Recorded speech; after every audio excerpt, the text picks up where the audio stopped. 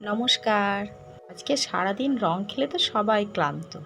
আর ক্লান্তি দূর করতেই যদি এত সুন্দর পকোড়া হয় তবে মন্দ হয় না। এখনই তো মুড়িটা নিয়ে বসতে হবে খেতে।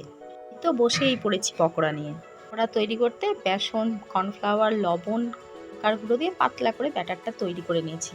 এখানে রেখেছি ওই ঘরে থাকা ভাঙা বিস্কুটের গুঁড়ো। বিস্কুটের গুঁড়োর মধ্যে লবণ, লঙ্কার গুঁড়ো আর চাট মশলা দিয়ে বিস্কুটের গুঁড়োটা চাট করে তৈরি করে নিয়েছি।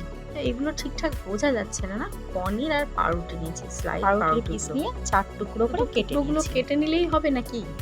তো পাউরুটির টুকরোর মাঝখানে রেখেছি পনির। ব্যাটারে ডুবিয়ে বিস্কুটের গুঁড়োতে কোট করে নিয়েছি একবার, আবারও ব্যাটারে ডুবিয়ে আবারও বিস্কুটের গুঁড়োতে কোট করে নিলাম। ব্রেড ক্রামেও হয়, আমি তবে বিস্কুটের গুঁড়ো দিয়েই করেছি। তবে ভেবো না বিস্কুটের গুঁড়ো বলে খেতে খারাপ, খেতে তবে অসাধারণ হয়েছিল। পরে তেলটা গরম হয়ে গেলে গরম তেলে দিয়েছি। ওড়াগুলো যখন দেবে গ্যাসটা মিডিয়াম টু লোয়ে রাখবে। পুরিটা যখন মাখাবে তখন কিন্তু একটু ধরে মেখো, না হলেই কিন্তু কম পড়বে। সস দিয়েও অসাধারণ লাগে। পনির প্রেমী হলে তো কোনো কথাই নেই।